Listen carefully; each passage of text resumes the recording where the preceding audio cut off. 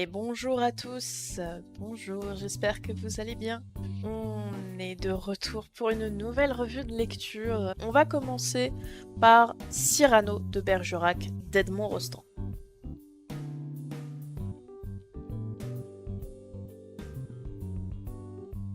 Cyrano de Bergerac, c'est une pièce de théâtre que j'ai lue en Kindle, donc j'ai trouvé un Kindle gratuit pour ce livre-ci. La première parution date de 1897. C'est une pièce de théâtre classique. Vous l'avez peut-être déjà étudiée pour les cours. Moi, ça a été mon cas. Ma première lecture a été pour les cours. Je l'ai relue spécifiquement ici pour les revues de lecture, même si globalement, je savais à quoi m'attendre. Je savais que ça allait pas être un calvaire de le relire, contrairement à certains livres dont on parlera un jour. Et n'hésitez pas à le lire dans le sens où je l'ai lu en une après-midi, donc c'est rapide. Franchement, les pièces de théâtre de ce côté-là, vous avez pas trop de problèmes. Et bien que la dernière fois, avec Les Femmes Savantes, ça a été un peu long à lire pour moi, là dans ce cas-ci, vraiment une après-midi. Je vous jure, c'est véridique.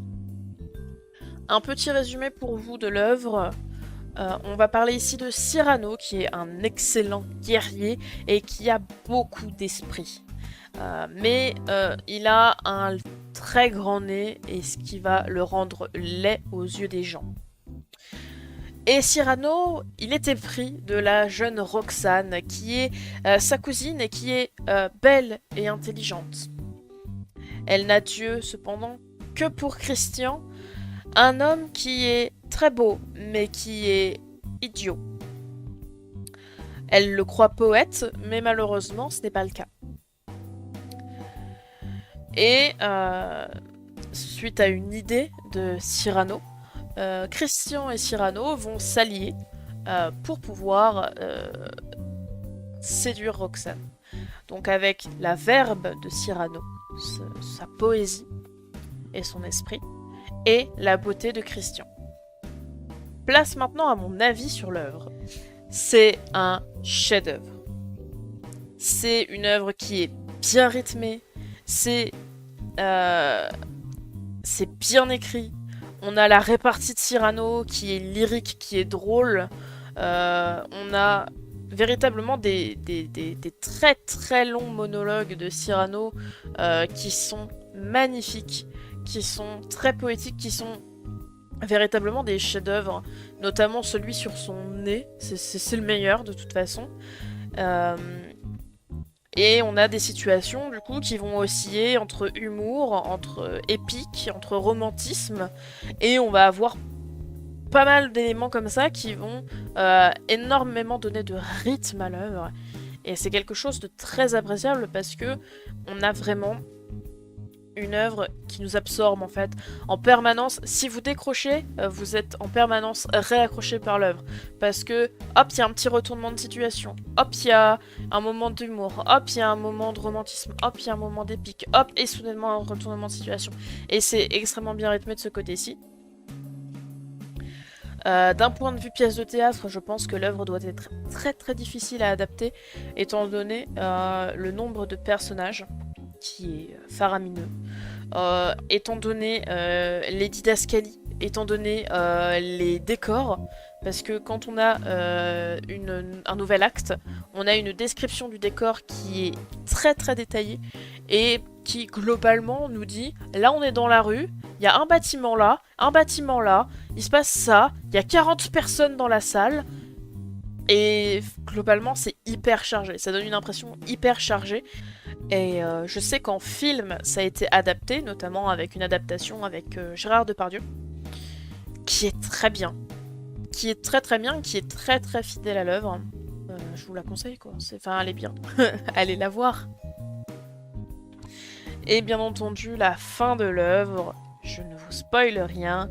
Elle m'a émue à l'époque, elle m'a émue à nouveau aujourd'hui.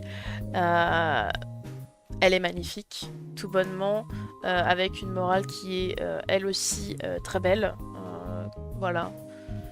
C'est une œuvre qu'elle est bien, lisez-la. Voilà. C'est léger en termes de pages, C'est bien rythmé, c'est drôle, c'est romantique et c'est épique. C'est parfait. C'est une œuvre qui est géniale.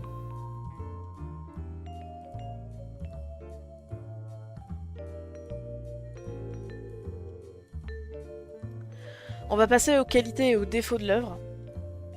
Donc, dans un premier temps, les qualités, bien entendu. En qualité, on a bien entendu les magnifiques tirades de Cyrano. Ces énormes monologues où il part dans des envolées lyriques, où il va trash talk ses ennemis, où il va faire preuve d'autodérision, le tout avec énormément de finesse et d'agilité d'esprit. C'est magnifique. On se laisse bercer, on lit le truc, et c'est beau à lire, même à l'écrit, on sait que c'est beau. Il n'y a pas de souci là-dessus, contrairement au mois dernier où on a eu les femmes savantes, où là on était un petit peu sur quelque chose où parfois on comprenait pas trop ce qu'on lisait parce que c'était pas bien foutu, etc. Là c'est vraiment vraiment bien foutu. Ouais, franchement, c'est bien fait. Et les tirades de Cyrano, comme j'ai dit, hein, pleines de réparties, de lyrisme et de poésie. C'est beau, c'est très très beau. Ensuite, en seconde qualité, le rythme de la pièce. Évidemment, je l'ai dit, je l'ai répété, mais c'est l'une des meilleures qualités. C'est pas pour rien que cette œuvre-là, je l'ai dévorée en une après-midi. C'est surtout et aussi parce qu'elle est extrêmement bien rythmée. Et vous ne pouvez en général être absorbé dans un livre que s'il est bien rythmé de cette façon-là. Parce que là, du coup, on a véritablement une œuvre où on se dit « Ah, je m'arrête au prochain chapitre. À la prochaine scène. » Parce que c'est une pièce de théâtre. Mais à la scène d'après, les scènes s'enquillent tellement bien, vous continuez. Vous finissez l'acte, et vous finissez l'acte en vous disant oh, il faut absolument que je lise la suite. Et vous lisez la suite. Et ainsi de suite jusqu'à avoir fini. N'hésitez pas à dire si vous avez déjà lu l'œuvre, si vous avez vu une de ces adaptations d'ailleurs aussi, soit en pièce de théâtre, en représentation, soit au cinéma, ce que vous en avez pensé, que ce soit de l'œuvre ou de ces adaptations. Si vous l'avez lu dans le contexte de l'école aussi, ça peut être intéressant de voir ce que vous en avez pensé. Parce que forcément, comme je le dis souvent, hein, contexte école et contexte lecture de plaisir, c'est pas la même chose. Passons maintenant aux défauts de l'œuvre de Cyrano de Bergerac. On a malheureusement potentiellement des petits soucis de compréhension. Hein. Comme d'habitude, le fait que ça soit en vers, ça peut un petit peu troubler le lecteur, mais on va aussi avoir quelques soucis de vocabulaire. Dans le sens où, forcément, on est dans quelque chose qui est lyrique, donc qui va vouloir avoir un vocabulaire soutenu. Et en général, le vocabulaire soutenu, bah, on le connaît pas forcément. Donc, de ce côté-ci, on peut avoir quelques soucis de compréhension, mais rien d'insurmontable, je vous rassure.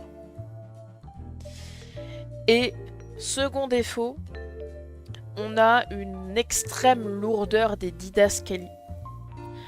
Dans le sens où, comme je vous ai dit, hein, des fois on a un pavé de didascalie pour nous expliquer le décor de tout l'acte. Alors que d'habitude, l'acte, c'est genre ah bah là, on est dans le salon. Voilà. Et là, vraiment, on a un décor complet et très détaillé pour chaque acte. On a parfois des didascalies pour nous expliquer certains gestes. Donc forcément, quand on est sur Cyrano qui est en train de se battre et qui, à la fin de l'envoi, touche, forcément, là c'est normal qu'on nous précise dans les didascalies qu'il vient toucher au moment où il finit sa phrase, mais il y a quand même pas mal de passages où ça va être un peu lourd en termes de didascalie, et ça peut faire un poil perdre le rythme par rapport à une pièce de théâtre classique, et ça peut la rendre très complexe à adapter forcément. Pour moi, ce sont des didascalies nécessaires pour autant. presque, en fait, j'ai presque envie de dire, cette œuvre aurait dû être un roman. C'est très bien que ce soit une pièce de théâtre, mais si elle avait été un roman, on aurait eu encore plus d'infos, plus d'éléments, beaucoup plus, enfin, toujours plus de tout ce que j'ai adoré dans ce livre, en fait.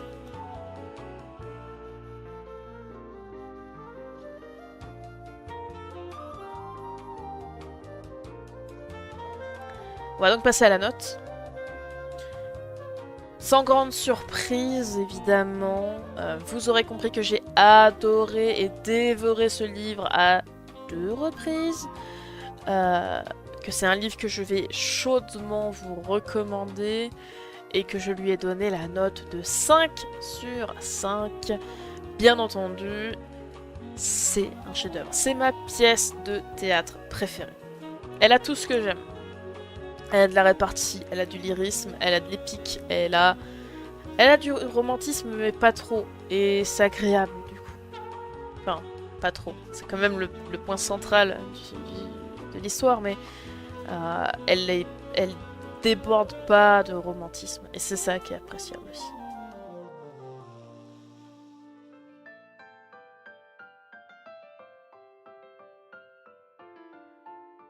Alors, en seconde œuvre, mesdames et messieurs, Des nuages de Magellan d'Estelle Faye. C'est aux éditions Folio SF et c'est du coup, comme vous l'aurez compris, de la science-fiction. C'est sorti en 2018 et c'est un petit livre, hein, c'est pas bien épais. Donc, je vais vous lire le synopsis des livres. 27e siècle. L'humanité s'est étendue à toute la Voie lactée. La nouvelle frontière, ce sont désormais les nuages de Magellan. Mais les explorateurs ont cédé le pas aux toutes puissantes compagnies. Sur Ankou, Damien Sabre, le leader des pilotes, veut renouer avec les rêves d'aventure jadis offerts par l'espace. Il exige des compagnies qu'elles redonnent aux spatiaux la liberté de mouvement qui leur est désormais refusée. Aux confins de la galaxie, Dan, une jeune serveuse, chanteuse de blues à 16 heures, dans un bar miteux, rêve de partir vers les étoiles. Elle est fascinée par Marie, une cliente mystérieuse dont on murmure qu'elle aurait été membre de la grande piraterie. Car un mythe court, sur une planète soigneusement dissimulée, les derniers pirates auraient créé une république idéale. Et si c'était vrai ? Mon propre résumé, le voici. Dan est entraînée malgré elle dans une aventure qui la dépasse. Elle, qui n'était qu'une serveuse sur un planétoïde perdu, elle a basculé dans une nuit où, suite au massacre de manifestants à Ankou, elle leur a chanté, ivre, un hommage. Filmée et diffusée sur le net, sa prestation va faire d'elle une cible des compagnies qui sont les puissantes dirigeantes. Aussi, la jeune femme va s'enfuir avec Mary Reeds, qui fuit elle aussi les compagnies, mais pour d'autres raisons. Alors, à mon avis, il faut savoir avant toute chose, je vais vous donner un petit peu de contexte. Moi, à la base, je ne lis pas de science-fiction. Je suis quelqu'un qui est plus attiré par la fantasy, d'un point de vue général, et un petit peu par le policier, mais je lis très rarement d'autres styles. Donc forcément, ici, j'ai dit, bon, on va tenter, c'est de la science-fiction, c'est pas gros, ça va le faire. Et pour une fois, l'histoire me donnait un petit peu envie. Donc c'est mon premier livre de science-fiction. C'est vraiment le premier. L'univers m'a beaucoup fait penser au début à The Outer Worlds, donc le jeu vidéo.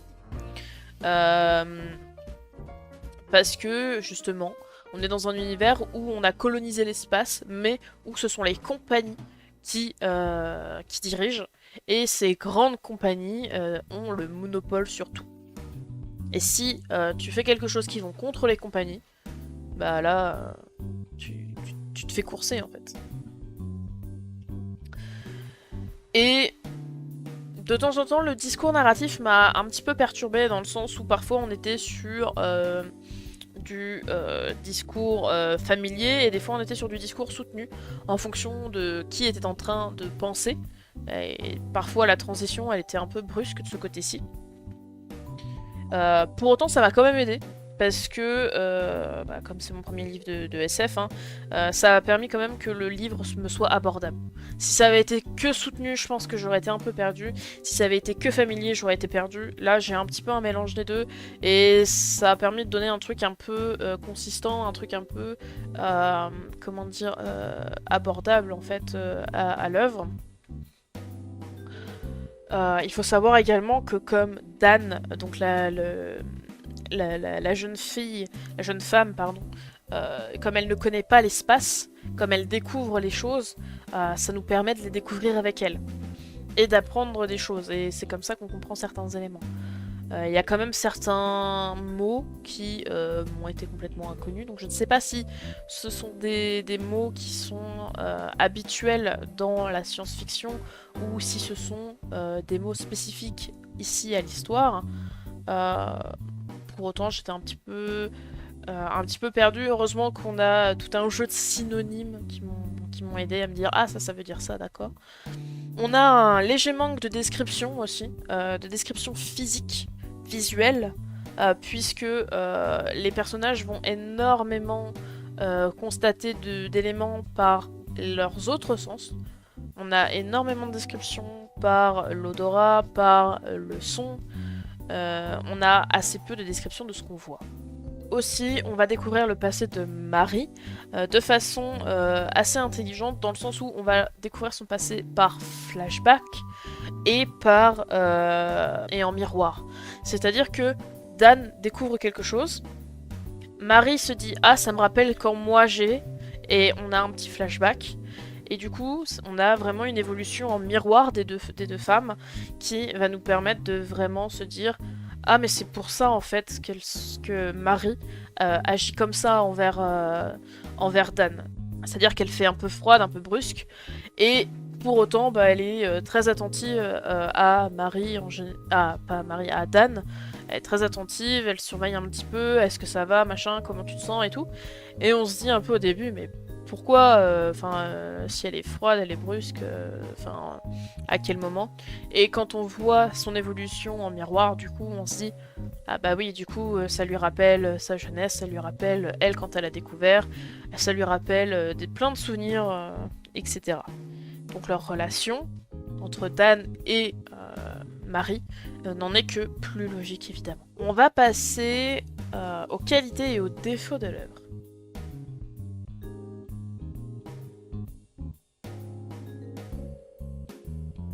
On a un livre qui est ici très abordable, et c'est une énorme qualité pour quelqu'un qui n'a pas l'habitude de lire de la science-fiction.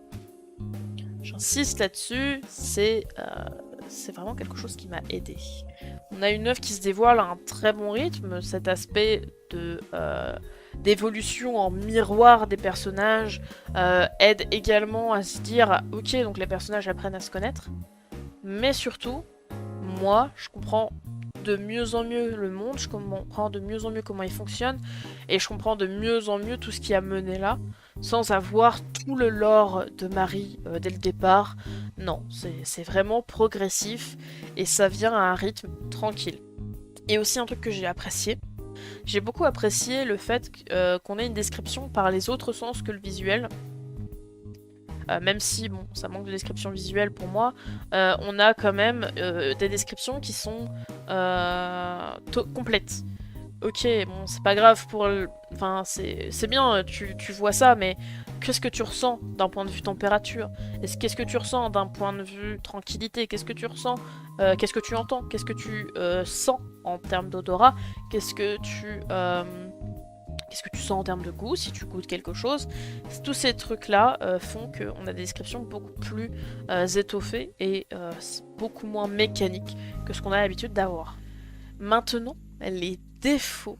En premier défaut, dans la continuité de la dernière qualité que j'ai citée, évidemment, pour moi, on manque de description visuelle, ce qui pour moi aurait été un petit plus dans le sens où j'ai tendance à énormément me raccrocher au visuel, car je suis quelqu'un de très imaginative et j'ai besoin de ce visuel pour pouvoir me dire ok, je vois dans quoi on circule, je vois dans quel type d'univers on me place. Mais c'est pas trop grave, hein. Disons que par exemple on parle de la capsule de secours de Marie. J'ai jamais réussi à savoir si la capsule était grande, était petite. Au début je croyais qu'elle était toute petite, finalement elle avait l'air assez grande, donc je sais pas trop à quoi m'attendre. C'était un peu hasardeux de ce côté-ci, même si ça ne m'a pas trop dérangé à la lecture. En petit défaut, c'est un livre qui est très court, donc c'est à la fois une qualité et un défaut dans le sens où, évidemment, un livre court, quand il est bien, on en veut plus. Et un livre court, quand il est moins bien, c'est tant mieux parce qu'on veut en finir vite. Ici, j'en voulais plus, mais comme j'ai pas l'habitude de la science-fiction, ça m'a aidé parce que je me suis dit, ok, dans le pire des cas, dans 300 pages, c'est fini. Voilà. Et bah, quand on est arrivé à la fin, j'ai fait, ah, bon, finalement, j'aurais bien voulu en savoir plus. Notamment à certains endroits où les éléments se passent un peu vite. Et puisqu'on a mis 3 qualités, on va essayer de mettre 3 défauts histoire d'équilibrer un petit peu. Je vais également parler forcément du discours qui change un petit peu de façon brusque, parfois au sein d'un même paragraphe. Donc on a ce discours qui va être changeant. Des fois, on va être tranquille en train de lire un truc qui est soit du courant, soit du soutenu, et d'un seul coup, il va y avoir un truc familier qui va tomber, on va dire qu'est-ce que ça fout là, au secours. Enfin, globalement, vous pouvez lire un truc tranquille et d'un seul coup, le personnage qui est en train de réfléchir, il va dire pose ce putain de cul sur cette chaise sans parler à quelqu'un d'autre. Il va se dire c'est ce qui se dit. Et du coup, t'es là, t'es en mode pardon, excusez-moi. Alors autant ça peut être un truc que tu vas penser, autant pour le coup ça m'a un peu perturbée, j'étais un peu confuse et parfois j'étais un peu perdue en mode mais qui c'est qui est en train de réfléchir là? Est-ce que qui c'est le narrateur finalement? À qui il est le point de vue? Je suis un peu perdue, de quoi on parle? On va passer à la note.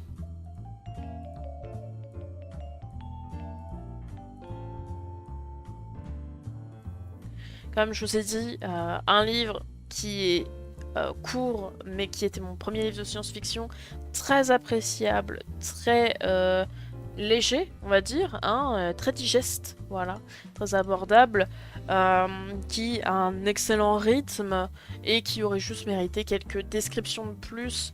Pas beaucoup, hein, vraiment pas beaucoup, parce que sinon ça aurait fait beaucoup trop et on serait tombé dans les travers du trop de descriptions. Mais j'ai vraiment apprécié ce livre, très franchement, je pensais pas que je l'apprécierais autant quand je l'ai commencé. Et c'est un livre auquel j'ai donné la note de 4 sur 5.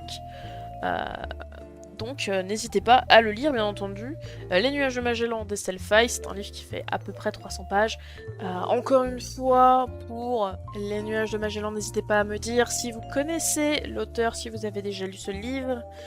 Et si oui, qu'est-ce que vous en avez pensé?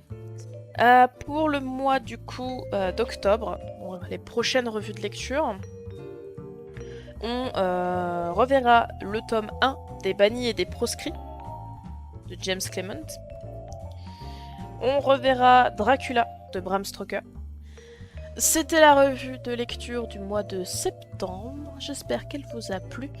N'hésitez pas à vous abonner à la chaîne YouTube, à rejoindre le Discord et la chaîne Twitch pour être en direct la prochaine fois pour la prochaine revue de lecture.